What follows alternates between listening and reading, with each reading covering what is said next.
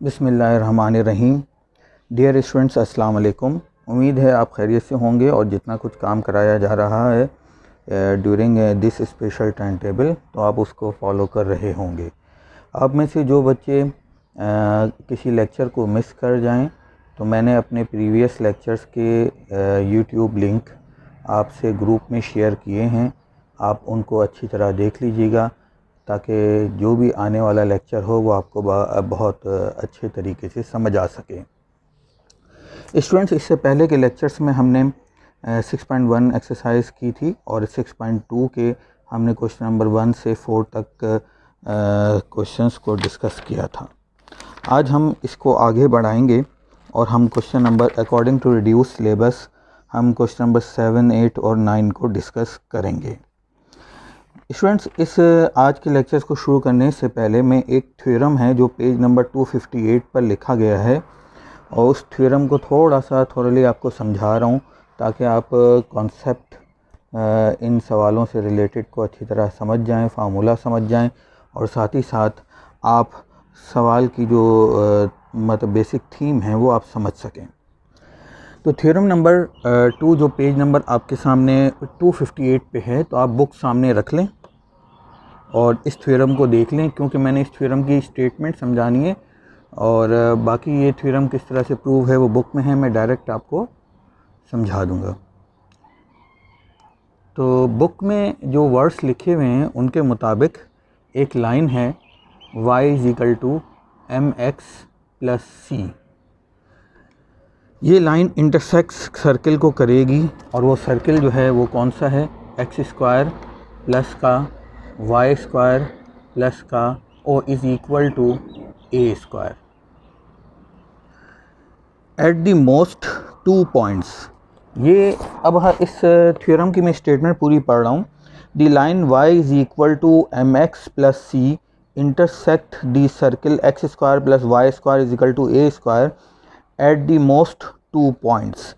ये कह रहे हैं कि एक आपको इक्वेशन दी गई है लाइन की और एक आपको इक्वेशन दी गई है सर्किल की। अगर हम गौर से देखें तो ये स्ट्रेट लाइन की जो इक्वेशन है वो स्लोप इंटरसेप्ट फॉर्म है, जिसमें m जो है वो स्लोप को रिप्रेजेंट कर रहा है और c जो है वो y इंटरसेप्ट को रिप्रेजेंट कर रहा है। और ये जो आपके सामने इक्वेशन ऑफ द सर्किल दी गई है, हम ये बात बखूबी जानते हैं कि ये इक्वेशन ऑफ द सर्किल ऐसे सर्किल की है जिसका सेंटर ओरिजिन पर है। तो एक रफ डायग्राम अगर आप समझना चाहें तो ये है, जिसमें मैं आगे आपको मुख्तलिफ़ केसेस के अलग अलग डायग्राम बताऊंगा इस थ्योरम की। तो ये एक ऐसा सर्किल है जिसका सेंटर ओरिजिन है। अब प्रूव ये करना है, ये थ्योरम बता ये रहा है कि ये लाइन ज़्यादा से ज़्यादा इस सर्किल को 2 पॉइंट्स पर 2 पॉइंट्स पर इंटरसेक्ट करेगी। ये बात हमें इस थ्योरम ने बताई। लेकिन ये बात बहुत अहमियत रखती है कि यहाँ पे जो सर्किल बताया गया है वो ऐसा सर्किल है जिसका सेंटर ओरिजिन पे है। तो ये बात आपने हमेशा माइंड में रखनी है। देखें स्टूडेंट्स, अगर मैं इस y की वैल्यू को इस इक्वेशन में सब्स्टिट्यूट करूँ y की जगह पर, तो मैं इसे अगर इक्वेशन नंबर 1 का नाम दे दूँ और इसे इक्वेशन नंबर 2 का नाम दे दूँ, तो मैं कहूँगा substitute the value of y from equation 1 in equation 2। तो जब मैं y की वैल्यू सब्स्टिट्यूट कर दूंगा तो आफ्टर सिंप्लीफिकेशन मेरे पास ये इक्वेशन मिल जाएगी, x² 1 + m² प्लस का 2mcx प्लस का c² माइनस का a² = 0। अगर आप ये देखें तो ये क्वाड्रेटिक इक्वेशन है x वेरिएबल के रिस्पेक्ट में। ये x² वाली टर्म है, तो इसका मतलब है कि x² का कोफिशिएंट यहाँ पर ये ब्रैकेट है, तो ये a की वैल्यू हमारे पास 1 + m² हो गई और x का कोफिशिएंट 2mx है, तो b की वैल्यू हमारे पास 2mc हो गई और हमारे पास कांस्टेंट टर्म c² - a² है। तो हम कह सकते हैं, तो अगर चूँकि c इसके अंदर भी आ रहा है तो मैं इन पे डैश लगा देता हूँ। तो c की वैल्यू हमारे पास c square minus a square c dash की वैल्यू है। तो स्टूडेंट्स आप जानते हैं कि अगर मैं इसका डिस्क्रिमिनेंट निकालूं तो उसका फार्मूला क्या होता है।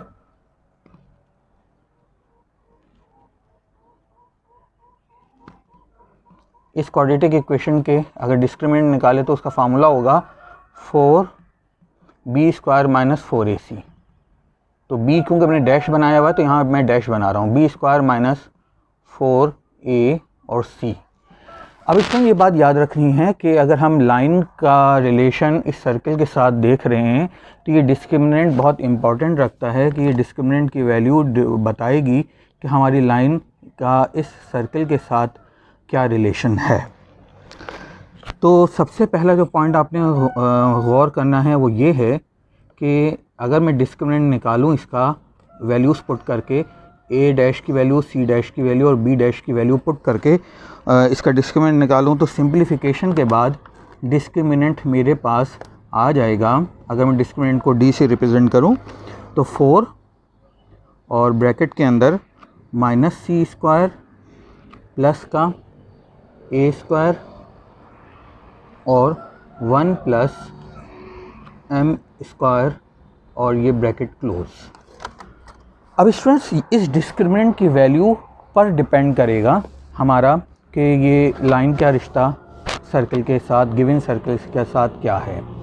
तो अगर मैं देखें इस पूरी डिस्क्रिमिनेंट की वैल्यू को चाहे इक्वल टू 0 रखूं, लेस देन 0 रखूं या ग्रेटर देन 0 रखूं, दोनों सूरतों में अगर इसकी वैल्यू जो भी आए, यानी लेस देन 0 आए, ग्रेटर देन 0 आए, ये 4 जो है वो राइट साइड पे शिफ्ट होने के बाद ख़त्म हो जाएगा।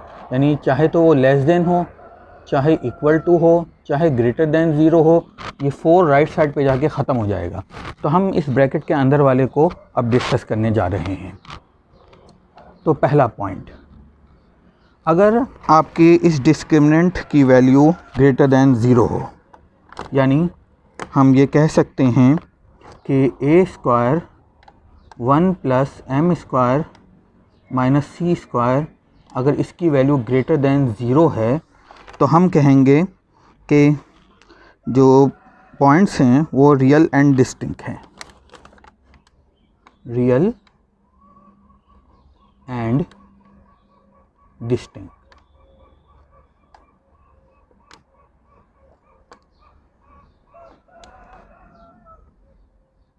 अब सवाल पैदा होता है ये पॉइंट से क्या मुराद है। इसका मतलब ये है कि जो लाइन और सर्कल के दरमियान पॉइंट ऑफ इंटरसेक्शन है वो रियल और डिस्टिंक्ट होंगे।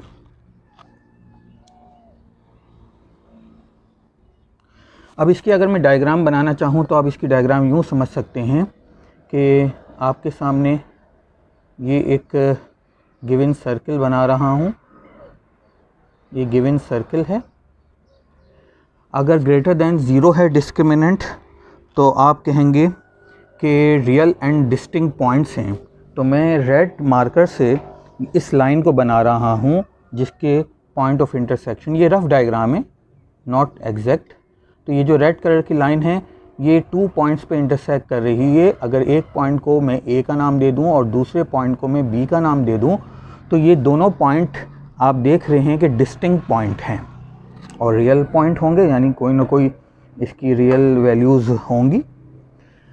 अब दूसरा है हमारे पास सेकंड पॉइंट कि अगर हमारा डिस्क्रिमिनेंट जो है उसकी वैल्यू इक्वल टू 0 हो। अगर इक्वल टू 0 होगी तो इसका मतलब है कि हमारे जो point of intersection between line and circle हैं वो रियल एंड कोइंसिडेंट हैं। तो हम कहेंगे रियल एंड कोइंसिडेंट और ये पॉइंट्स की बात हो रही है। ऐसी सूरत में हमारे पास जो ग्राफ बनेगा वो कुछ इस तरह का होगा।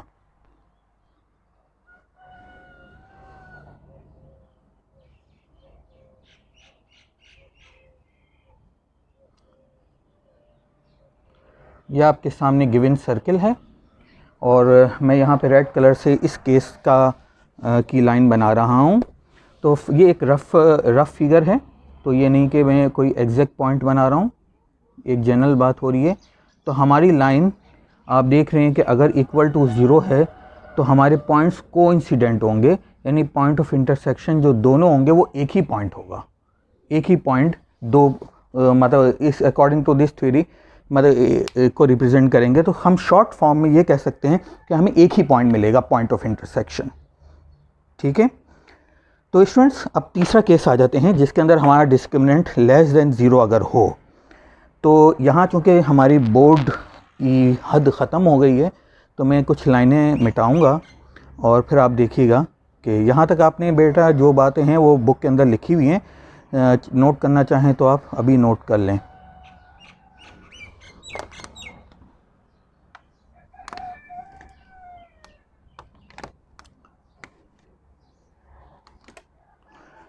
ये थ्योरम आपका 258 पेज पर है।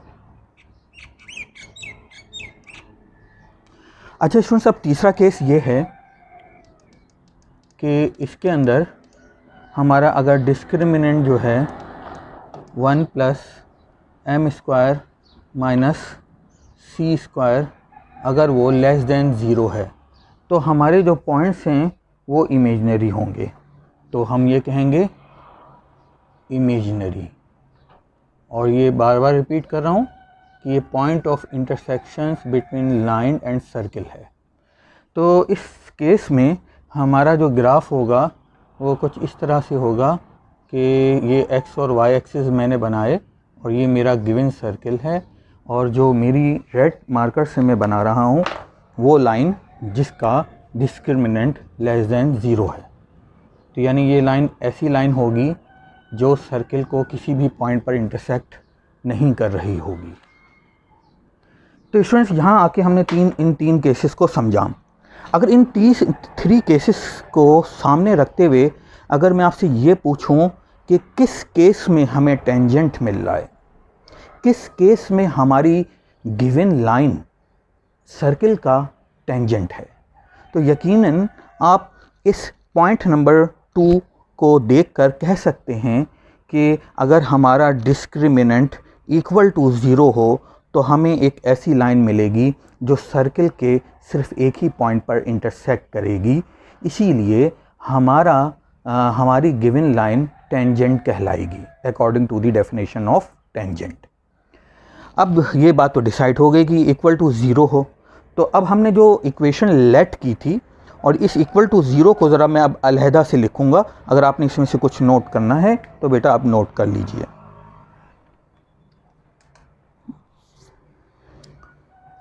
अब मैं केस 2 को लिखे रहने दे रहा हूँ फ़िलहाल, कुछ मुझे इसे कंटिन्यू करना है और बाकी सब कुछ मिटा रहा हूँ।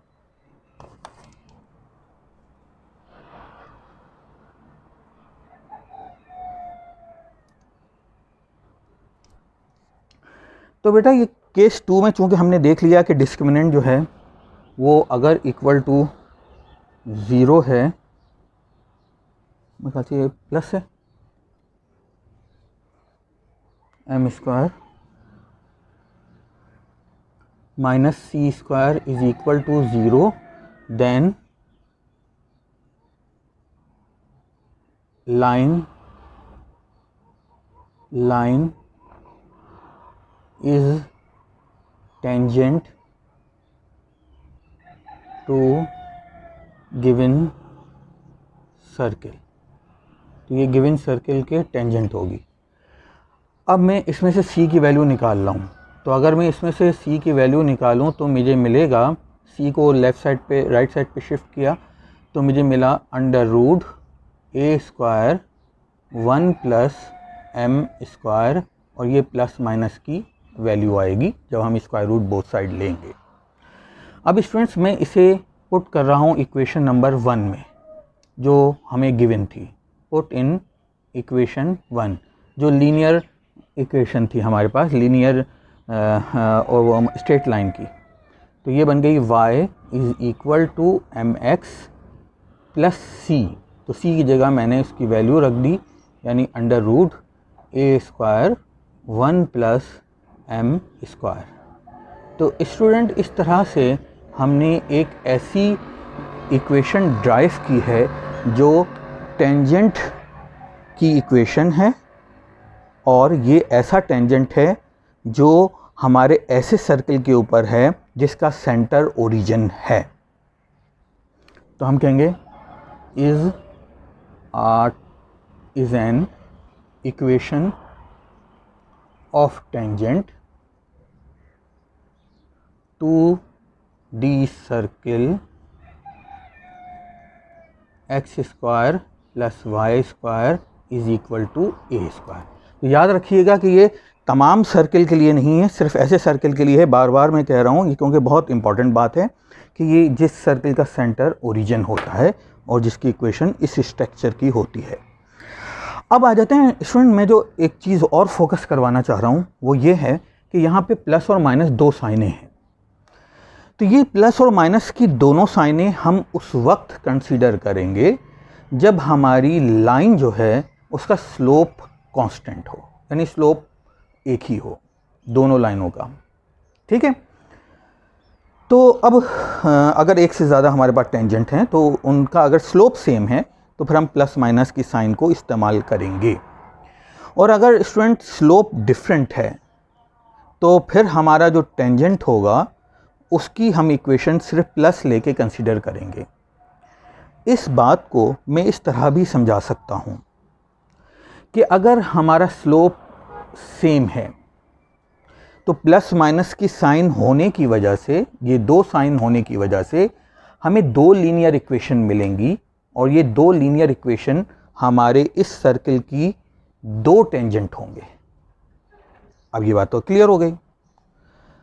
अब ये दोनों टेंजेंट आपस में पैरेलल होंगे क्योंकि इनके स्लोप सेम होंगे।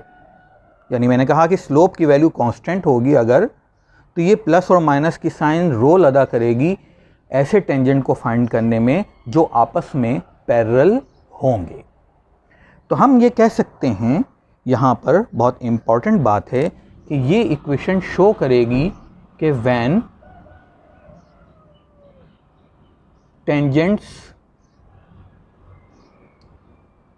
आर पैरेलल, अगर दो टेंजेंट्स आपस में पैरेलल हैं तो उनकी ये इक्वेशन होगी।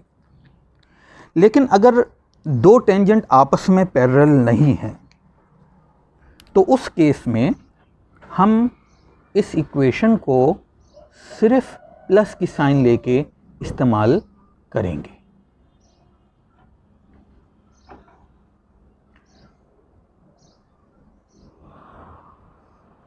अब इस केस में स्लोप डिफरेंट हो जाएगा क्योंकि हमारे टेंजेंट्स आपस में पैरेलल नहीं हैं।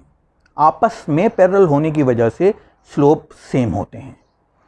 तो अब इस इक्वेशन में सिर्फ हम प्लस साइन कंसीडर करेंगे और यहाँ पर m की वैल्यू डिफरेंट होने की वजह से डिफरेंट टेंजेंट मिलेंगे। अगर एक ही m की वैल्यू है तो एक ही टेंजेंट मिलेगा, अगर एक से ज़्यादा m की वैल्यू है तो हमें एक से ज़्यादा ऐसे टेंजेंट मिलेंगे जो पैरेलल नहीं होंगे अगर m की वैल्यू डिफरेंट हुई। तो हम ये कहेंगे कि ये फार्मूला उस वक्त इस्तेमाल करना है when tangents are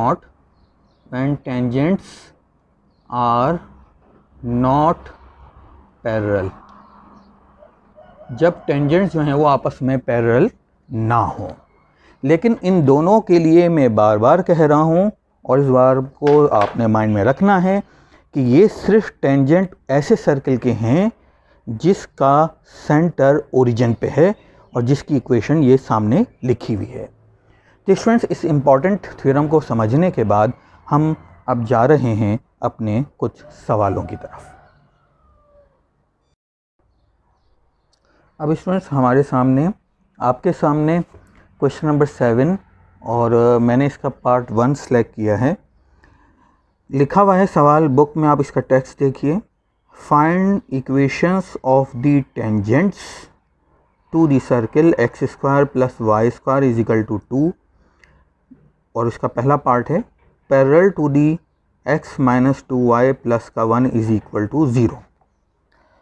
अब सवाल ये कह रहा है कि हमने टेंजेंट्स की इक्वेशन मालूम करनी है।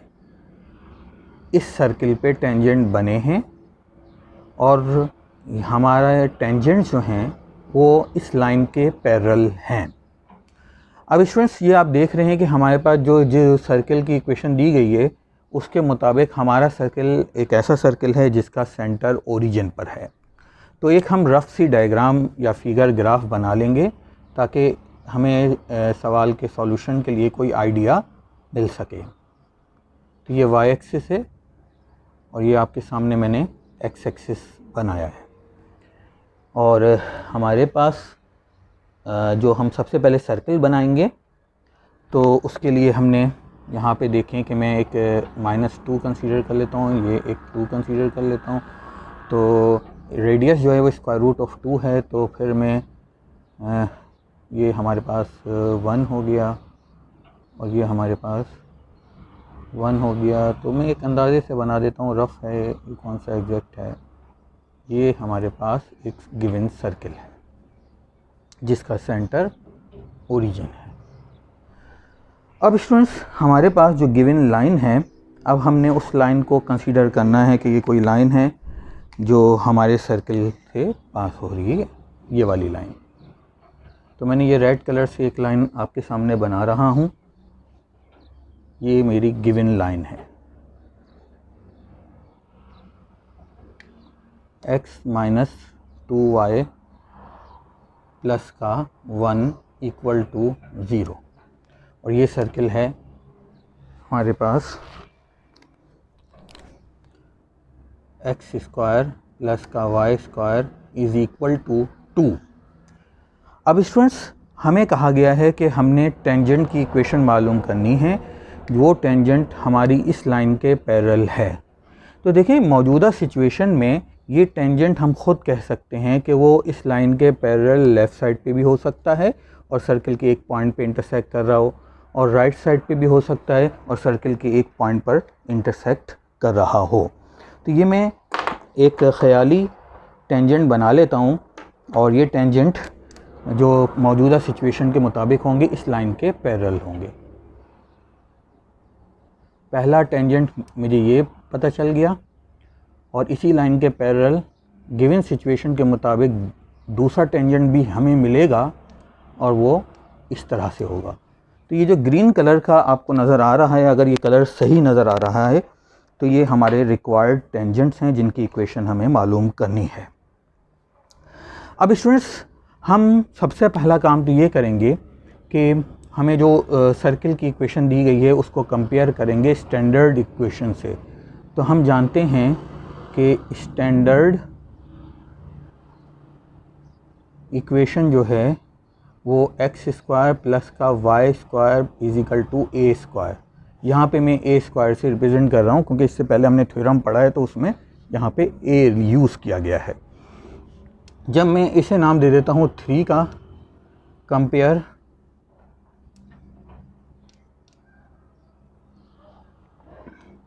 वन एंड 2, जब 1 और 2 को कंपेयर करें तो मुझे मिल जाएगा a² = 2 और a की वैल्यू मेरे पास √2।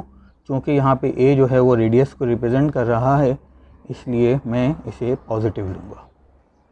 अब a की वैल्यू हमें मिल गई है। अब मैं अगर इस इक्वेशन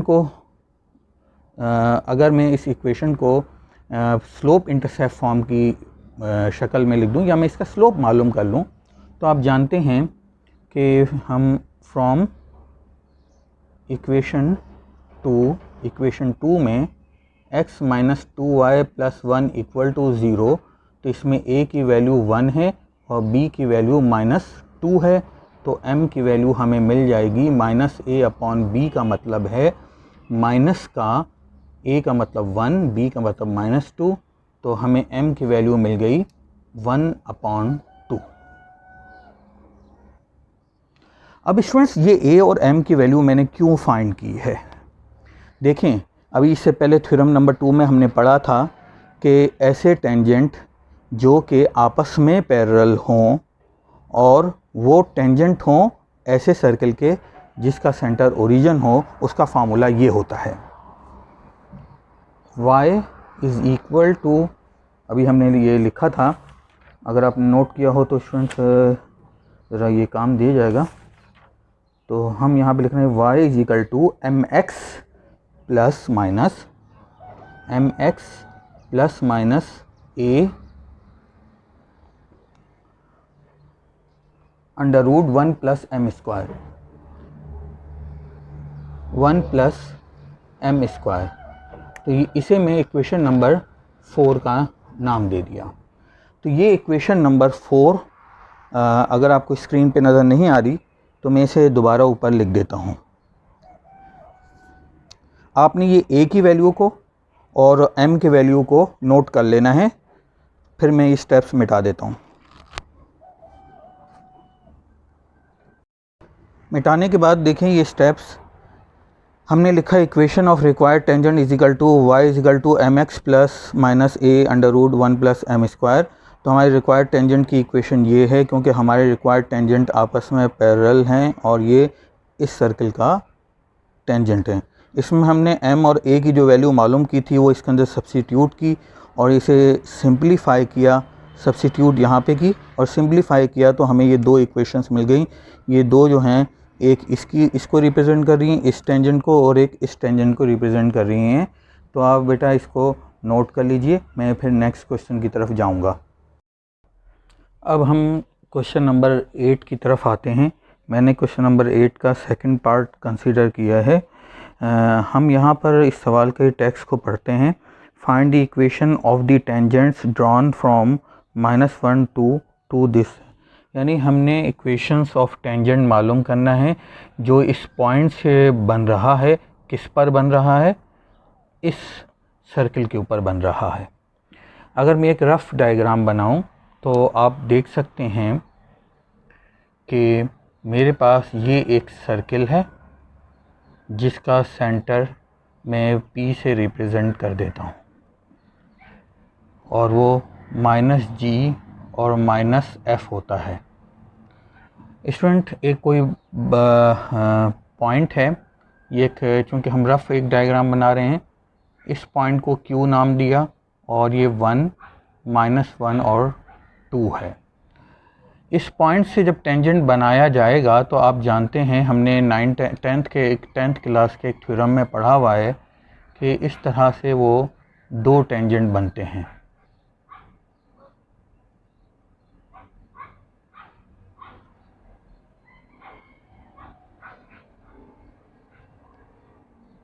इनका जो पॉइंट ऑफ टेंजेंसी है इसको भी कोई नाम दे देते हैं। इस वाले को नाम A दे दिया, इस वाले को नाम B दे दिया। ये इनके पॉइंट ऑफ टेंजेंसी है। अब स्टूडेंट्स इसमें हमने टेंजेंट्स की इक्वेशन को फाइंड कैसे करना है। तो स्टूडेंट्स सबसे पहला काम तो हम ये करेंगे कि इस जनरल इक्वेशन का फार्मूला लिखेंगे कि x² प्लस का y² प्लस का 2gx प्लस का 2fy प्लस का c जो है वो इक्वल टू 0 होता है। इसे इक्वेशन नंबर 1 का नाम दिया और जो हमें सर्किल की इक्वेशन गिवन है उसको हमने इक्वेशन नंबर 2 का नाम दिया और इन दोनों इक्वेशंस को कंपेयर किया।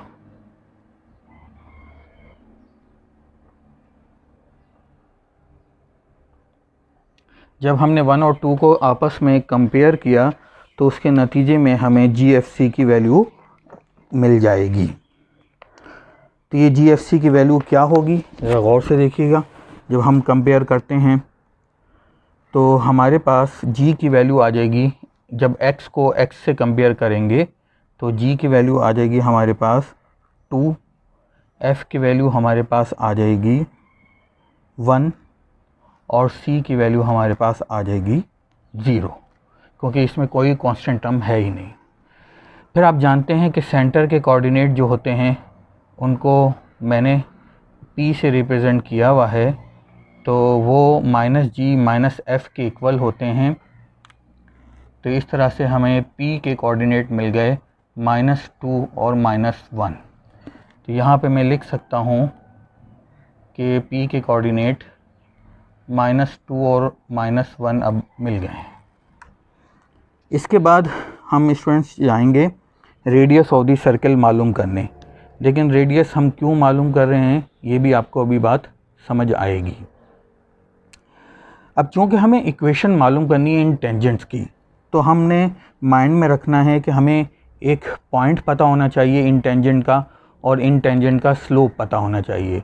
तो हम पॉइंट स्लोप फॉर्म का इस्तेमाल करते हुए इन टेंजेंट्स का स्लोप इन इक्वेशन मालूम कर सकते हैं। अब पॉइंट तो हमें दिया हुआ है, वो दोनों टेंजेंट के लिए कॉमन है। हमने अब बस इनका स्लोप मालूम करना है, इसका स्लोप अलग, इसका स्लोप अलग। इस स्लोप को मालूम करने के लिए हमारे पास टेक्निक कुछ इस तरह से होगी कि सबसे पहले तो हम रेडियस मालूम कर लेते हैं। फ़र्ज़ करें ए से लेके पी तक का डिस्टेंस, या ए पी से लेके बी तक का डिस्टेंस, दोनों जो हैं वो रेडियस को रिप्रेजेंट करेंगे। तो फिर उसके बाद में इस लाइन और इसके दरमियान जो डिस्टेंस है, लाइन और पॉइंट के दरमियान डिस्टेंस, वो भी रेडियस की चूँकि इक्वल होगा, तो मैं वो इस्तेमाल करूँगा और उसके ज़रिए मैं इस ईज़िली फाइंड कर लूँगा। अब इसके लिए क्या करना है, सबसे पहले मैंने एक पॉइंट स्लोप फॉर्म जो है वो कंसीडर करनी है। तो मैं लिखूँगा using point slope form for equation of required tangent. तो रिक्वायर्ड टेंजेंट की इक्वेशन मालूम करने के लिए तो ये हो जाएगा y minus y1 is equal to m x minus x1। अब स्टूडेंट पॉइंट तो हमें इसमें गिवन है, तो इन टेंजेंट्स का चूँकि मैंने आपको कहा था कि एक पॉइंट कॉमन है और वो बाहर बना हुआ है -1 और 2, तो ये मैं पुट कर दूंगा। तो y माइनस का y1 का मतलब है प्लस माइनस का 2, और m x माइनस x1 का मतलब है x माइन प्लस का 1। अब यहाँ पे आके आपने स्टूडेंट्स इस बात को जहन में रखना है कि जब हम ये वैल्यूज़ को पुट कर देंगे तो हम एक लीनियर इक्वेशन की फॉर्म हासिल कर लेंगे। कैसे? y माइनस 2 जो है वो इक्वल है mx के और प्लस m के। तो इस तरह से mx माइनस y और प्लस का m प्लस का 2 ये इक्वल टू 0, ये हमारे पास इक्वेशन ऑफ रिक्वायर्ड टेंजेंट मिल गई। लेकिन अभी इस इक्वेशन में जिस चीज़ की कमी है वो m की वैल्यू की कमी है। तो स्टूडेंट्स आपने ये इक्वेशन नोट कर लेनी है और GFC की वैल्यू नोट कर लेनी है, क्योंकि ये मैंने आगे इस्तेमाल करनी है और ये मैं फिर मिटाने के लिए जा रहा हूँ। और ये डायग्राम भी आपने अच्छी तरह नोट कर लेनी है।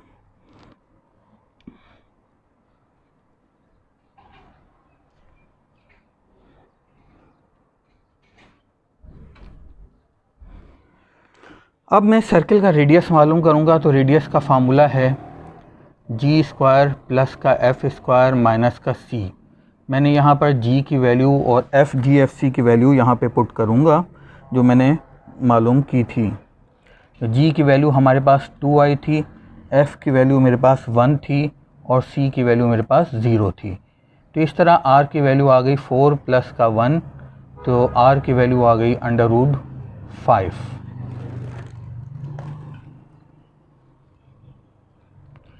अब मैं पॉइंट के यानी सेंटर का लाइन के साथ डिस्टेंस, तो ये जो आपके सामने लाइन नज़र आ रही है ये लाइन हमारी टेंजेंट है। तो आप जानते हैं कि लाइन और सेंटर ऑफ द सर्किल के दरमियान जो डिस्टेंस है ये सेंटर है और ये हमारा टेंजेंट है। तो इनके दरमियान जो डिस्टेंस है वो r के ही इक्वल होगा।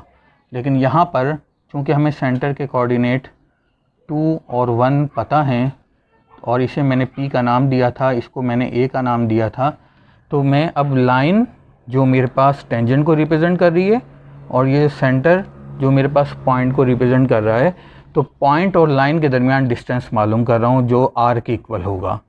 तो मैं लिखूँगा कि r जो है वो इक्वल है distance between P centre distance between center and tangent line तो इनके दरमियान सेंटर, तो r की वैल्यू मेरे पास चूँकि पहले से पता है कि वो √5 है, तो मैंने लिखा √5 इजिकल टू, अब distance between point and line का मेरे पास फार्मूला याद है ax1, तो इसमें a जो है वो क्या है m, तो हमने यहाँ पे लिखा a की वैल्यू m है x और x1, तो x1 जो है वो यहाँ पर हमारा ये पॉइंट होगा 2 और प्लस by1, तो b की वैल्यू यहाँ पर नज़र आ रही है कि -1 है और y1 की वैल्यू हमारे पास 1 है, प्लस का c, तो c की वैल्यू यहाँ पे 2 है और डिवाइडेड बाय फार्मूले के मुताबिक a का स्क्वायर और प्लस b का स्क्वायर, ये हमारे पास फार्मूला है और ये स्क्वायर रूट के अंदर है। अब स्टूडेंट्स हम इसे मज़ीद सॉल्व करने की तरफ जाएंगे, तो हमारे पास इसकी सिंपलीफिकेशन कुछ इस तरह से मिलेगी कि ऊपर वाले को अगर हम सॉल्व करें तो हमें मिल जाएगा absolute value of 3 minus m, और इस वाले को इससे मल्टीप्लाई करेंगे तो हमारे पास मिल जाएगा √5 मल्टीप्लाई बाय √m² प्लस का 1, ये हमें मल्टीप्लिकेशन का रिज़ल्ट मिलेगा। अब हम स्क्वायरिंग बोथ साइड करेंगे ताकि रेडिकल ख़त्म हो जाए, तो एब्सोल्यूट वैल्यू का रोल अदा ख़त्म हो जाएगा जब स्क्वायरिंग बोथ साइड करेंगे।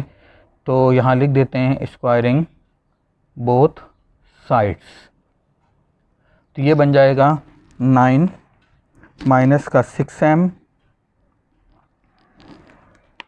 प्लस का m² और ये बन जाएगा 5 मल्टीप्लाई बाय m² प्लस का 1, और अगर हम इसे सिंप्लीफाई कर लें और स्टैंडर्ड क्वाड्रेटिक इक्वेशन की फॉर्म में लिख लें तो हमें ये इक्वेशन मिल जाएगी 2m² प्लस का 3m माइनस का 2 इक्वल टू 0। अब हम इस इक्वेशन को क्वाड्रेटिक फार्मूले से या मिडिल टर्म ब्रेक, जैसे भी आपको सहूलत हो, जैसे आपको समझ आए, तो अगर मैं मिडिल टर्म ब्रेक करूं तो 4 और 1 में -1 में ये टूट जाएगा। तो इस तरह से मेरी जो आफ्टर सॉल्विंग सिंप्लीफिकेशन मेरा जो जवाब आएगा m की 2 वैल्यूज़ आएंगी, एक m की वैल्यू आएगी 1/2 और एक m की वैल्यू आएगी -2। अब ये जो दोनों m की वैल्यू आई हैं वो मैं इक्वेशन नंबर 3 में पुट कर दूंगा जो इक्वेशन ऑफ टेंजेंट को रिप्रेजेंट कर रही थी। तो मैं लिखूंगा पुट इन इक्वेशन 2 या 3 थी, इक्वेशन 3, तो ये बन जाएगा हमारे पास m की वैल्यू पहले लिखा था mx, तो हम यहाँ लिखेंगे when m is equal to 1/2। अगर m की वैल्यू 1/2 हो तो क्या होगा, अब मैं ऊपर वाला मिटा रहा हूँ,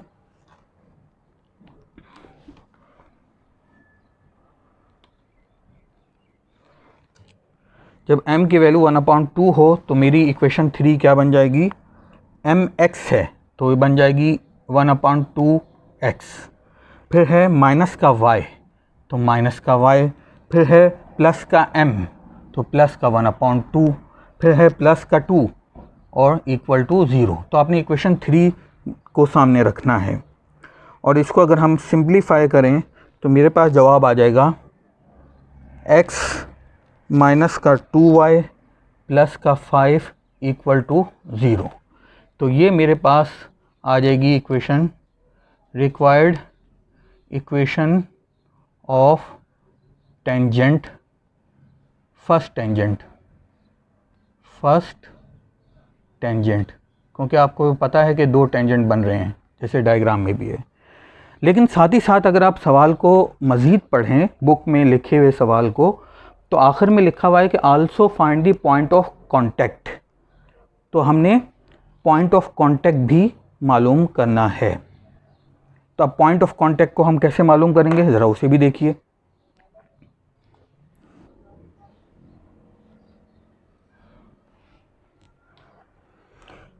तो इस इक्वेशन को आप सिंपल कीजिए, किसी एक वेरिएबल को सेपरेट कर लीजिए। तो मैं यहाँ पर लिख रहा हूँ x इज़ इक्वल टू, ये उधर राइट पे चले गए तो 2y माइनस का 5, इसे इक्वेशन नंबर 4 का नाम दे दिया। तो पुट इन, अब देखें मैं ना ये टेंजेंट की इक्वेशन और सर्किल की इक्वेशन को साइमल्टेनियसली सॉल्व कर रहा हूँ। तो ये इक्वेशन नंबर 2 में पुट करूँगा, क्योंकि देखें सर्किल और टेंजेंट की इक्वेशन जब साइमल्टेनियसली सॉल्व होगी तो इनका पॉइंट ऑफ कांटेक्ट मिल जाएगा। तो मैं इसमें पुट कर रहा हूँ इक्वेशन में, तो ये मुझे मिल जाएगा x की वैल्यू हो गई 2y minus 5 whole square plus का y स्क्वायर प्लस का 4x की जगह 2y माइनस का 5 और प्लस का 2y इज इक्वल टू 0। तो ये y की एक इक्वेशन हमें मिल जाएगी। तो इस y की इक्वेशन को हम सॉल्व करेंगे और सिंप्लीफाई करेंगे तो हमारे पास y की ये इक्वेशन मिल जाएगी आफ्टर सिंप्लीफिकेशन। और फिर जब इसे हम फार्मूला, ये क्योंकि a minus B whole square का फार्मूला है तो मैंने इसे a minus B whole square के फार्मूले में कन्वर्ट कर दिया, taking square root both side. तो y की वैल्यू मेरे पास आ गई 1। अब इस y की वैल्यू को पुट कर दूंगा, पुट इन इक्वेशन 4। तो इक्वेशन 4 में पुट करने से x की वैल्यू आ जाएगी।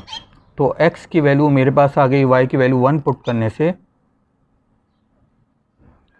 तो x की वैल्यू आ गई 2 माइनस 5 यानी माइनस का 3।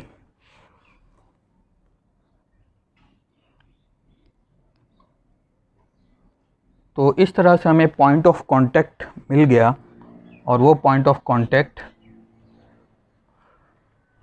पहले टेंजेंट का सर्किल के साथ है, पॉइंट ऑफ टेंजेंसी।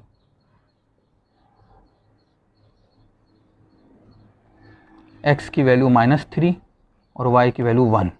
तो ये हमारे पहले टेंजेंट के हवाले से जवाब आ गया। तो स्टूडेंट्स इसे आप नोट कर लीजिएगा और उसके बाद फिर हम दूसरे टेंजेंट की इक्वेशन और पॉइंट ऑफ कांटेक्ट मालूम कर रहे हैं।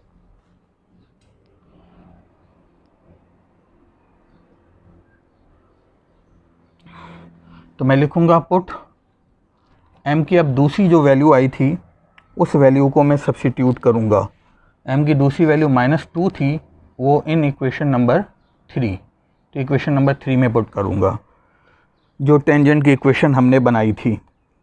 तो ये हो गया हमारे पास mx, m की जगह -2 लिखा, इक्वेशन में है mx, तो हमने m की जगह -2 लिखा, x आया, फिर y, और इक्वेशन में है प्लस का m, तो हमने प्लस का m लिखा, उसके बाद है प्लस का 2 इक्वल टू 0। तो इस इक्वेशन को अगर हम सिंप्लीफाई करें तो ये इक्वेशन हमें मिल जाएगी आफ्टर सिंप्लीफिकेशन 2x प्लस का y इक्वल टू 0। तो ये हमने कहा required equation of second tangent. तो ये सेकंड टेंजेंट की रिक्वायर्ड इक्वेशन है। अब हमने क्या करना है, इस इक्वेशन को सर्किल की इक्वेशन के साथ साइमल्टेनियसली सॉल्व करना है ताकि पॉइंट ऑफ कांटेक्ट मिल जाए। तो इसमें से हमने y की वैल्यू सेपरेट की, तो हम लिखेंगे पुट इन इक्वेशन 2। हमने इक्वेशन 2 इस इक्वेशन को कहा था। तो जब हम y की जगह पुट करेंगे तो ये हमारे पास आ जाएगा माइनस का 2x होल स्क्वायर प्लस का x, 4x प्लस का 2y की जगह हमने -2x लिखा और इज़ इक्वल टू 0। तो इसे अब आपने सिंप्लीफाई करना है। तो इस तरह हमें x की 2 वैल्यूज़ आएंगी। तो x की हमारे पास सिंगल वैल्यू आई क्योंकि हमने सिंप्लीफिकेशन में एक स्टेप ये आ गया था हमारा, तो x की खाली वैल्यू 0 आई। इसे पुट करना है, इसे आप इक्वेशन नंबर 5 का नाम दे दें, पुट इन इक्वेशन 5। तो 5 में पुट करें तो y की वैल्यू आ जाएगी 0। तो इस तरह से हम कह सकते हैं कि hence point of contact is equal to 0, 0। तो ये सेकंड टेंजेंट का पॉइंट ऑफ कांटेक्ट है। तो स्टूडेंट्स इसके बाद हम इस एक्सरसाइज का लास्ट क्वेश्चन करते हैं और उसके यह गौर से आप इसे नोट कर लीजिए। अब स्टूडेंट्स हम एक टॉपिक को डिस्कस करेंगे, उसके बाद 6.2 का आखिरी सवाल सॉल्व करेंगे। टॉपिक ये है कि equation of the chord of contact to the tangent. हमने एक ऐसी इक्वेशन फाइंड करनी है कॉर्ड की जो कि कांटेक्ट पॉइंट ऑफ कांटेक्ट जिसका टेंजेंट का पॉइंट ऑफ टेंजेंसी है। अब ये क्या बात है, ये ज़रा देखते हैं गौर से। फ़र्ज़ करें कि ये एक रफ डायग्राम है कि ये एक सर्किल है, ये इसका एक सेंटर है। एक कोई पॉइंट बाहर बना हुआ है और इस पॉइंट के कोऑर्डिनेट जो हैं वो x1 और y1 हैं। इस पॉइंट से दो टेंजेंट बन रहे हैं, एक टेंजेंट ये बन रहा है और एक टेंजेंट ये बन रहा है। अब ये जिस दो पॉइंट पे टेंजेंट इंटरसेक्ट कर रहे हैं, पॉइंट ऑफ टेंजेंसी है, अगर उसे हम कहें ए का नाम और इस वाले पॉइंट ऑफ टेंजेंसी को हम बी का नाम दें, तो ए और बी को आपस में मिलाने से हमें एक कॉर्ड मिल जाएगी। अब हमने एक फार्मूला जो इक्वेशन का मालूम करना है वो इस कॉर्ड का करना है। ये जो कॉर्ड पॉइंट ऑफ कांटेक्ट को आपस में मिलाने से बन रही है, इस कॉर्ड की इक्वेशन क्या होगी। तो स्टूडेंट ये आप लिख लें, x x1 plus y y1, इसके बाद है हमारे पास y y1 g x plus x1। हम लिखेंगे g x प्लस x1, फिर लिखेंगे प्लस का f y प्लस y1 और प्लस का c इज इक्वल टू 0।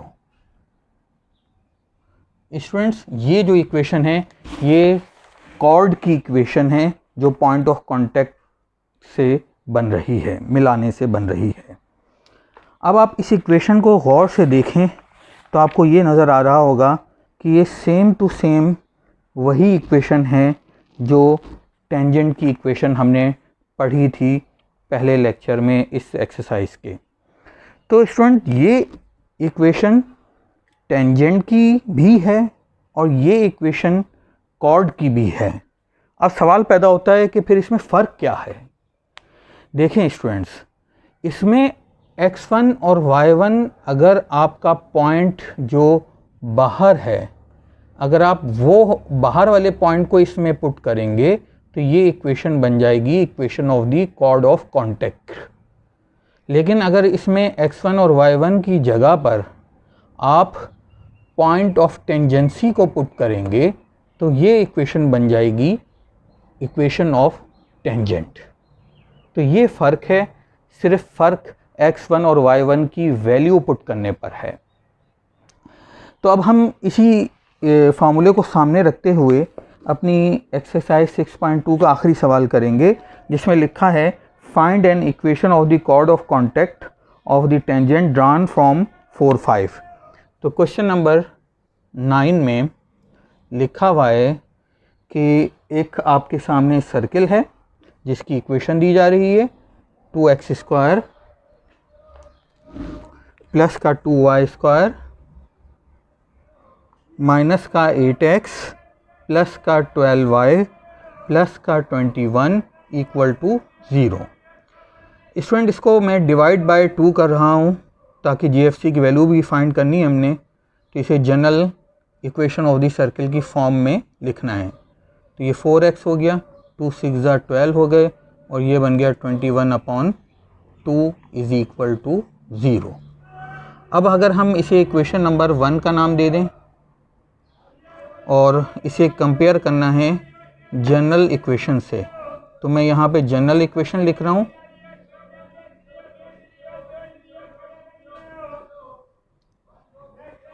ये इक्वेशन नंबर 2 जो है वो जनरल इक्वेशन है। अगर मैं कंपेयर करूं 1 एंड 2 को, 1 एंड 2 इन दोनों को कंपेयर करूं तो मुझे G की वैल्यू, F की वैल्यू और C की वैल्यू मिल जाएगी। तो G F C की वैल्यू मेरे पास है -2 3, तो मैंने लिखा -2 3 और C की वैल्यू मेरे पास बनती है 21/2, तो ये बन गया 21/2। अब स्टूडेंट्स आपके सामने फार्मूला लिखा है, तो इसमें x1 और y1 की भी वैल्यू की ज़रूरत है। तो ये हमें सवाल के अंदर दिया हुआ है कि हमें दिया हुआ है 4, 5 जो है वो आउट पॉइंट है जो आउटसाइड दी सर्किल है। तो हम लिखेंगे here x1 y1 is equal to 4, 5, ये बात आपको गिवन है। अब आप फार्मूले के अंदर x1 y1 की वैल्यू पुट करेंगे और GFC की वैल्यू पुट करेंगे तो आपको जवाब मिल जाएगा। तो हम इसे कोई नाम दे, फार्मूला लिख लेते हैं, फार्मूला फॉर, या आप यूँ लिख लें equation, equation of chord, required chord. तो आपको लिखने की ज़रूरत नहीं होगी कि chord of contact, required chord is, तो अब आपने वो ऊपर वाला फार्मूला यूज़ करना है। तो x x1 plus y y1 plus का g x प्लस x1 और प्लस का f y प्लस y1 और प्लस का c इक्वल टू 0, ये हमने फार्मूला लिख लिया। अब स्टूडेंट्स इस फार्मूले में सिर्फ वैल्यूज़ पुट करनी है। तो हमने x1 की जगह पर 4 पुट किया, y1 की जगह पर 5 पुट किया, g की जगह पर g की वैल्यू -2 पुट की,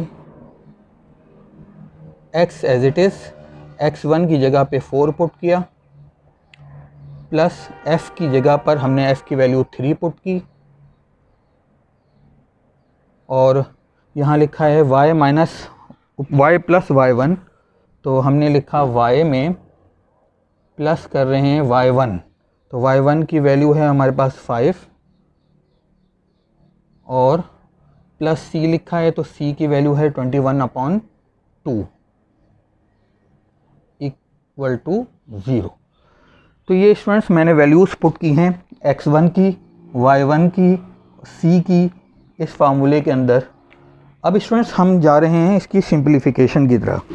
अब आपने इसे सिंप्लीफाई करना है तो हमें फाइनली जवाब मिलेगा सिंप्लीफिकेशन के बाद 4x plus 16y, 4x plus 16y और प्लस का 35 इज इक्वल टू 0। तो प्लस का 35 इज इक्वल टू 0। तो ये इक्वेशन जो है वो कॉर्ड की इक्वेशन है जो टेंजेंट के पॉइंट ऑफ कांटेक्ट को आपस में मिला रही है। तो ये हमारा फाइनली जवाब है। स्टूडेंट आप इसे नोट कर लीजिए।